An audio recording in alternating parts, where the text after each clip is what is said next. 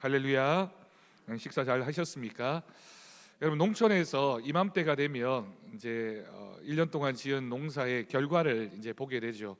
농사가 참 잘 되면 농부들이 좋아할까요? 너무 잘 돼도 사실 안 좋아한다고 합니다. 왜냐하면 너무 이제 잘 되고 풍년이 들면 뭐가 문제가 생깁니까? 가격이 떨어지잖아요. 그러면 흉년이 들어서 이렇게 생산량이 줄어들면 가격이 올라가니까 좋을까요? 그러면 이제 또 지은 게 많지 않다 보니까 팔러 나가면 아무리 가격이 올라도 적당한 걸 팔 수가 없다 보니까 소득이 적을 수밖에 없습니다. 그러면 다른 사람들은 다 안 되고 나만 잘 되면 그럼 그런 일이 있을까요? 또 그런 일은 또 없습니다. 왜냐하면 농사라고 하는 게 대부분 다 비슷하게 잘 되거나 못 되거나 하지, 다른 사람들 농사 잘 안 되는데 나만 잘 되는 법은 잘 없는 거죠.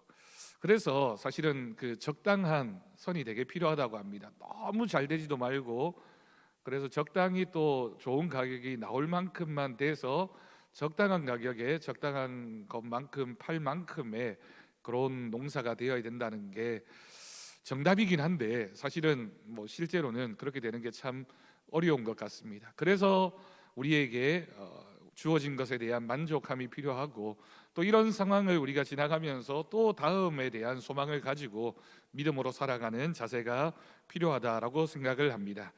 그럼 제가 이번 노회 때 노회에서 동반목회지원위원회라고 하는 그 기관의 서기를 맡았습니다. 동반목회지원위원회가 뭐 하는 데냐면, 우리 노회 안에 180개 교회 정도가 있거든요.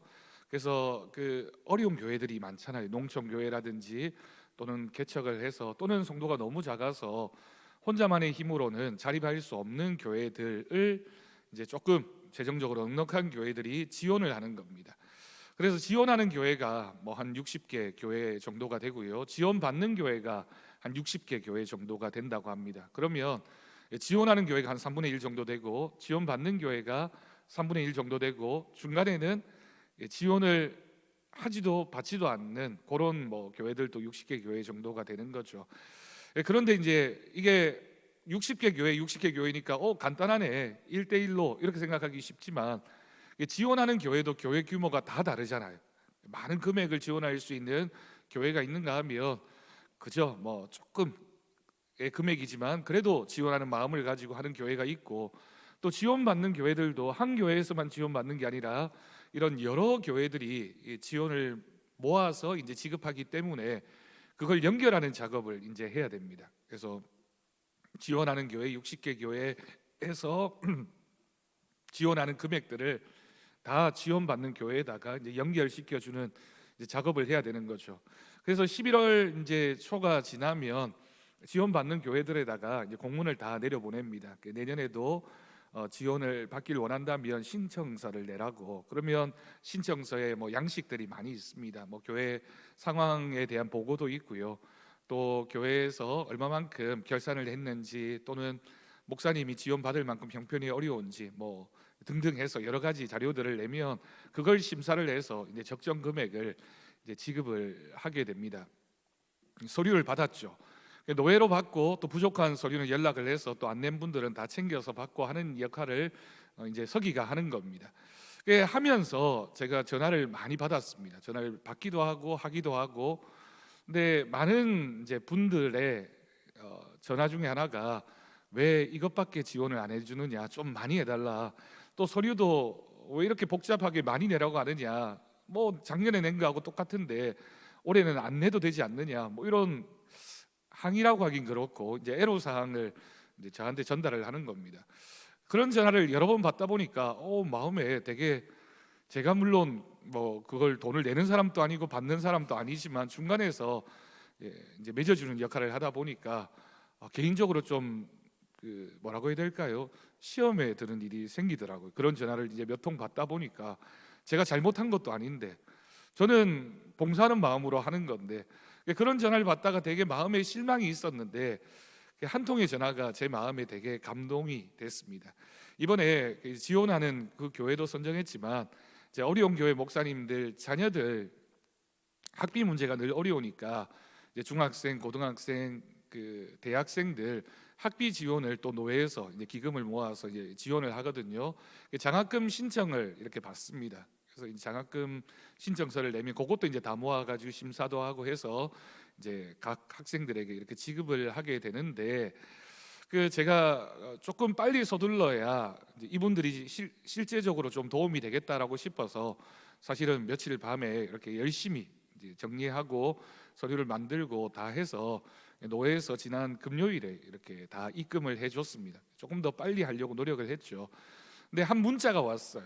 문자가 왔는데 이 목사님이 저한테 뭐라고 이제 문자가 왔냐면, 목사님, 사실은 교회에서 이번 주일날 추수감사주의를 해야 되는데 교회에 쌀이 없어가지고 이번 주는 어떡하나라고 고민을 하고 기도를 하고 있었는데, 그 노회에서 장학금을 보내줘서 일단은 이 장학금 가지고 이번 주에 우리 교회 추수감사주일 지나고 또 형편되면 이 장학금을 쓰려고 합니다라고, 감사합니다, 목사님 보내주셔서 감사합니다고 저한테 문자가 온 겁니다. 이게 제가 마음에, 제가 보낸 건 아니지만 저는 그냥 이제 서류만 만든 사람이지만 그 감사하다라고 하는 표현, 그리고 그렇게 어려운 교회에서 추수감사주의를 지나려고 준비하고 애쓰고 있는 그 모습을 보면서 조금이라도 재정적으로 넉넉한 교회들은 우리가 추수감사주일이라고 먹을 밥 걱정은 안 하잖아요. 근데 그렇게 어려운 형편에 있는 교회들이 있다라고 하는 것, 그리고 그런 교회들도 열심히 감사의 마음으로 예배를 준비하고 또 하나님 앞에 예배드리는 모습을 우리가 생각한다면 우리도 이런 상황에서 감사해야 된다라고 하는 것, 또 그 감사의 목적과 감사의 마음들이 하나님 앞에 어떻게 고백되어져야 되는가를 저도 깊이 생각을 했고, 오늘 주일 예배 또 말씀 나누면서 우리가 기회가 되면 도움을 받는 자리에 있는 것이 아니라 도움을 주는 자리에 있다는 것도 참 감사하다라는 생각도 하게 됩니다.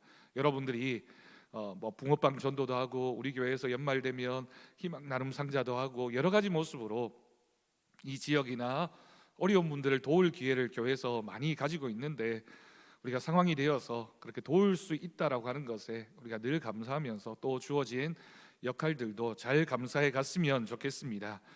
여러분, 오늘 말씀이 예수님의 비유에 대한 말씀인데, 우리가 지난주까지는 예수님의 비유 중에 하나님 나라가 어떤 나라인가에 대한 말씀을 이렇게 쭉 비유로 나누었다면, 오늘부터는 예수님의 비유 중에 제자는, 그러니까 하나님의 나라를 믿는 사람들, 복음을 받아들인 그 사람, 제자는 어떤 삶을 살아야 하느냐라고 하는 질문에 대해서 예수님이 들려주셨던 여러 비유들을 우리가 오늘부터 함께 생각해 보려고 합니다. 우리가 추수감사주의를 지나면서도 또 우리가 제자로서 감사하는 삶, 또 이웃을 돕는 삶을 어떻게 결단해야 하는지를 묵상하는 시간이 되었으면 좋겠습니다. 여러분, 어느 날 한 율법 교사가 예수님께 와서 물었습니다. 선생님, 내가 무엇을 하여야 영생을 얻겠습니까? 아마도 이 율법 교사의 마음속에는 내가 이만큼 잘하고 있으니까 나는 더 할 것이 없는 것 같은데 예수님 좀 칭찬 좀 해주십시오, 그런 마음으로 묻지 않았을까요? 예수님이 반문하셨습니다. 율법에는 무엇이라고 기록되어져 있더냐? 그가 정확히 대답합니다. 내 마음을 다하여 뜻을 다하여 힘을 다하여 주 너의 하나님을 사랑하고 내 이웃을 내 자신같이 사랑하라. 여러분, 이 말씀은 예수님께서도 여러 번, 또 성경 전체가 말하고 있는, 기독교가 말하고 있는 사랑의 핵심이기도 합니다. 하나님을 사랑하는 것, 그리고 우리가 하나님의 사랑을 받은 사람으로서 우리의 이웃을 사랑하는 것이 기독교인이라면 당연히 해야 될 신앙의 모습이겠죠. 예수님은 이 율법 교사의 대답을 듣고는 옳다라고 말씀하시면서 이것을 행하라 그리하면 살리라 라고 말씀하셨습니다. 그 예수님의 말씀을 들은 율법 교사가 예수님께 다시 묻습니다. 그러면 내 이웃이 누구입니까? 아마도 이 율법 교사의 마음속에는 나는 자신이 있습니다, 나는 얼마든지 이웃을 사랑할 수 있습니다 라는 질문으로 예수님께 물었겠죠. 그 질문에 대한 답으로 예수님께서 들려주신 이야기가 오늘 말씀에 기록되어진 우리가 일명 선한 사마리아인의 비유라고 불리는 이 말씀의 내용입니다. 여러분, 이 비유는 사실은 선행하라, 착한 일 많이 하라 라고 하는 그런 의미만 가지고 있는 비유는 아닙니다. 하나님 나라의 백성으로서 너희가 내 제자라면 어떻게 사랑을 실천해야 되느냐, 우리가 사랑을 실천해야 될 대상은 누구이며 우리는 어떻게 그 사랑을 실천할 수 있느냐에 대한 대답으로 우리 예수님이 들려주셨습니다. 오늘 말씀을 묵상해 봅시다. 예수님이 한 사람의 이야기를 들려주십니다. 예루살렘에서 여리고로 내려가던 사람이 강도를 만났고 거의 죽게 되었습니다. 여러분, 예루살렘은 해발 한 900m 정도 이르는 높은 고원지대입니다. 그리고 사람이 사는 곳은 예루살렘 주변에 있는 고 성안, 성밖 얼마 되지 않습니다. 그리고 그 아래쪽으로 내려가면 이제 산에서부터 내려가는 길이기 때문에 특히나 여리고는 굉장히 낮은 해발 고도에 속해 있는 곳이라서 오늘 말씀에서도 내려간다라고 표현하고 있고요. 예루살렘에서 여리고로 내려가는 길이 굉장히 험악한 산지 지형이고 또 사람이 많이 살지 않는 곳입니다. 그러다 보니까 여러분, 예루살렘은 종교적인 중심지이고 이스라엘의 수도잖아요. 사람도 많이 살죠. 그리고 여리고도 그 근방에서 제일 오래된 도시이고 사람들이 많이 살고 무역이나 교역이 많았던 곳입니다. 그러면 수도 그리고 경제적인 풍요를 누리고 있던 여리고, 그 둘 사이를 오고 가고 있던 사람들은 좀 부유하거나 또는 이렇게 경제적으로 넉넉한, 그러다 보니 자신들이 가지고 있는 돈도 꽤 있는 그런 사람들이 오고 가는 경우가 많았던 겁니다. 그러니 그것을 노리고 그 돈을 빼앗으려고 하는 강도도 많이 있었습니다. 예루살렘에서 여리고로 내려가던 한 사람이 강도를 만났고 그 거의 죽게 되었습니다. 이때 세 사람이 차례로 등장합니다. 사실은 우리는 이 이야기를 잘 알고 있습니다. 이 세 종류의 사람들이 예수님께서 말씀하시는 이 땅에 살아가고 있는 사람들의 대표적인 세 부류의 사람들이라고 정의할 수 있는 거죠. 여러분, 첫 번째 사람이 누구일까요? 첫 번째 사람은 제사장이었습니다. 이 제사장을 한마디로 표현하면 오늘 본문을 해석하면 이렇습니다. 종교적인 형식은 있지만 사랑은 없는 사람이었다라고 할 수 있습니다. 누가 봐도 종교적인 사람이고 누가 봐도 예배 잘 드리는 사람이고 누가 봐도 저 사람은 예수님의 제자가 될 만한 사람이야 라고 인정을 받지만 그 마음속에 사랑은 없었던 겁니다. 여러분, 우리가 잘 알고 있는 것처럼 제사장은 하나님께 예배 드리는 사람입니다. 그러나 이 사람이 강도 만난 자를 보고는 피하여 지나갔습니다. 여러 가지 이유가 있을 수 있겠죠. 하지만 이 사람의 마음속에는 핑계가 있었습니다. 무슨 핑계일까요? 제사장이 부정한 것, 죽어가는 사람, 특히나 혹시나 이 사람을 돌보다가 이 사람이 죽게 되면 시체를 가까이 하는 그런 정결법을 어기게 되는 거니까, 그러면 내가 예배도 드려야 되고 예배도 집례해야 되는데 그러면 그 예배를 온전히 드리지 못하게 될 수도 있다라고 하는 적당한 변명과 핑계가 있었던 겁니다. 종교적인 직분은 있었지만 자비는 없었습니다. 율법이 규정하고 있는 정결 규정이 자신이 실천해야 되는 사랑보다 더 앞섰던 겁니다. 우리가 종종 이런 딜레마에 빠질 때가 있죠. 하나님의 말씀을 지키는 것과 우리가 그 말씀대로 사는 것이 똑같으면 참 좋을 텐데 그렇지 않는 경우가 있어서 하나님 말씀을 지켜야 되느냐 아니면 그 말씀대로 살아야 되느냐, 그것을 그대로 적용하기가 어려운 경우가 종종 있습니다. 두 번째 부류의 사람입니다. 두 번째 사람은 레위인이었습니다. 레위인은 도움의 가능성은 있어 보였지만 행동하지 않는 사람이었습니다. 여러분, 레위인도 제사장과 더불어서 하나님의 일을 섬기는 사람입니다. 근데 레위인도 마찬가지로 그 사람을 보고 피하여 지나갔습니다. 여러분, 레위인입니다. 제사장입니다. 이 사람들의 마음속에 왜 동정하는 마음, 내가 이 사람을 돌보아 주어야 되지 않을까라는 그런 마음이 왜 생겨나지 않았을까요? 하나님의 말씀도 잘 알고 있고 오늘 율법 교사가 질문하고 있는 것처럼 그게 이웃을 사랑하는 거야 라고 하는 마음도, 말씀도 많이 들었던 사람이기 때문에 너무나 당연하게 이 강도 만난 사람을 보면서 마음이 들지 않았을까요? 내가 도와야 될 텐데, 내가 아니면 누가 할까? 그게 하나님의 뜻일 것 같은데 라는 마음이 분명히 있었습니다. 하지만 문제가 뭡니까? 마음은 있었지만 행동은 하지 않았습니다. 다르게 표현한다면 그에게 있어서 신앙은 머릿속에만 있는 신앙, 마음에만 있는 신앙, 손이나 발로는 움직여지지 않는, 마음은 있는데 행동하지 않는, 생각은 있는데 실천되지 못하는 그런 신앙인의 모습을 보여주고 있습니다. 여러분, 세 번째 부류의 사람입니다. 사마리아인입니다. 멈추어 섰고요, 섬겼던 사람입니다.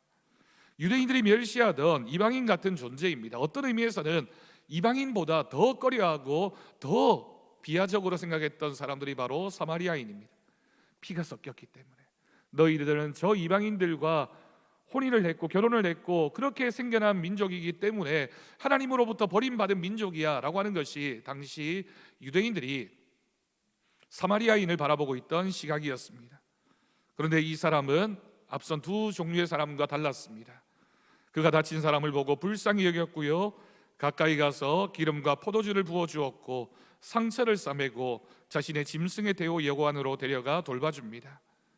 더군다나 조금 더 나아가서 다음 날에는 주인에게 2데나리온을 주며 말합니다.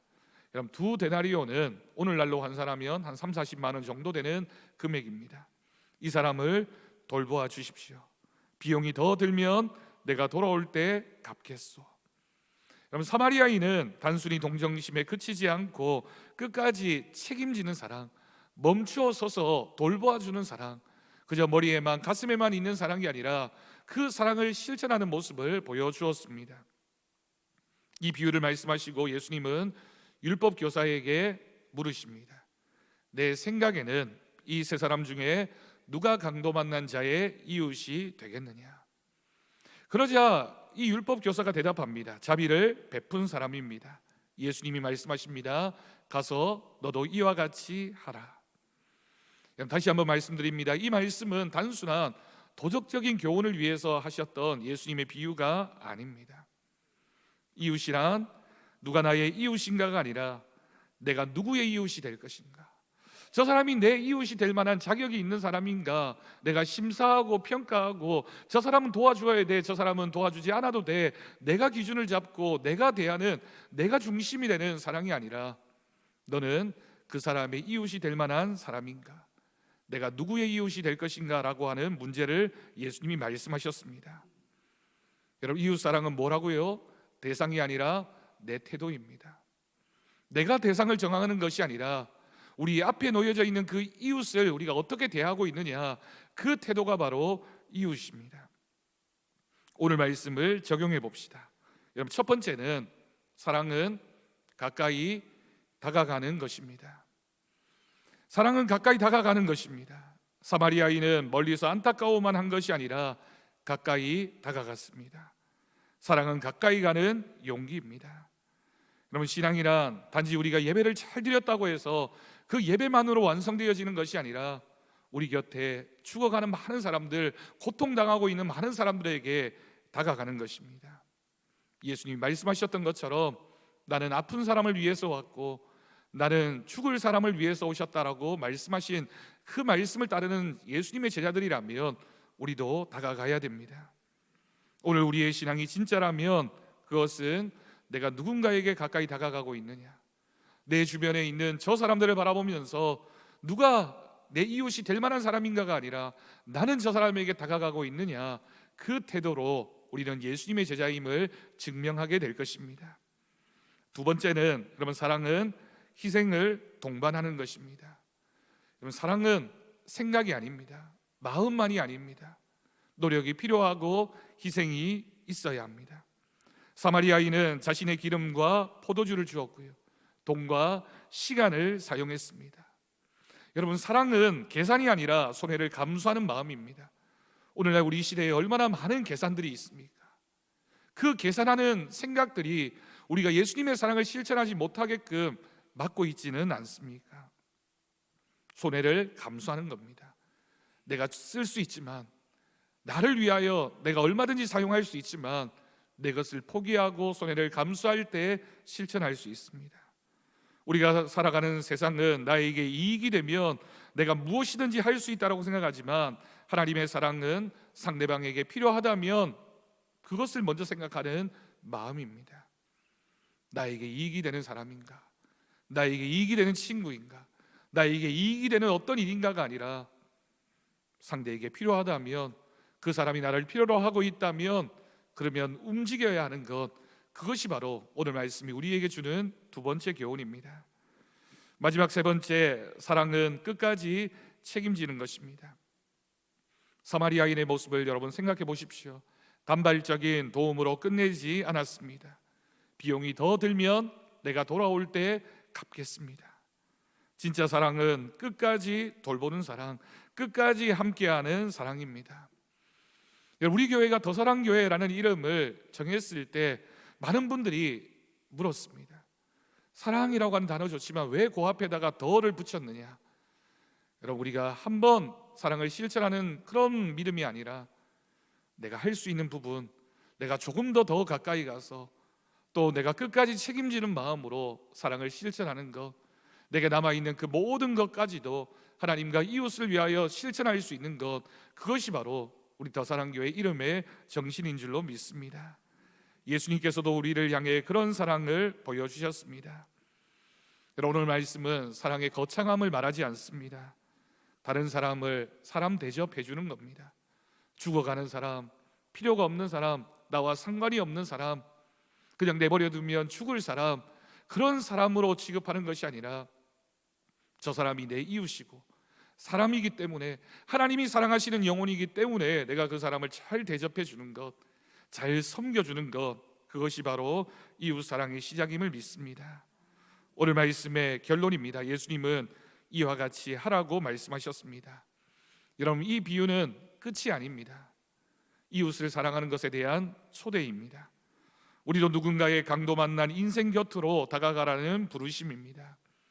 그럼 교회가 어떤 교회가 되어야 할까요?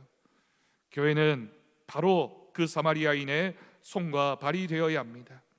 우리의 가정에서, 우리의 일터에서, 교회 안팎에서 넘어진 사람, 상처 입은 사람, 외로운 사람에게 다가가는 것이 복음의 본질이고, 예수님이 그렇게 사셨다면 우리도 그렇게 살아가기를 결단하는 것, 그것이 바로 제자의 모습입니다. 예수님은 멀리서 바라보지 않으셨습니다.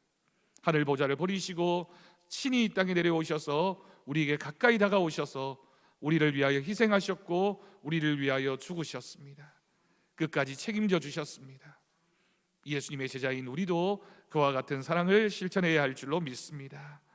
예수님이 우리에게 참된 사마리아인이 되셨던 것처럼, 여러분, 연말 그리고 우리가 이제 마지막 주부터 대림절을 시작하고 성탄절이 가까이 다가오면서 우리 이웃을 향한 우리 모두가 선한 사마리아인이 되어주는 것, 누가 우리의 이웃인지를 생각하면서 그 이웃에게 다가가서 우리 교회가, 우리 성도님들이 하나님 안에서 선한 사마리아인의 삶을 살아내는 귀한 믿음의 고백이, 실천이 우리 가운데 있기를 주님의 이름으로 축복합니다. 기도하겠습니다. 우리 찬송가 304장 부르고 함께 기도하겠습니다.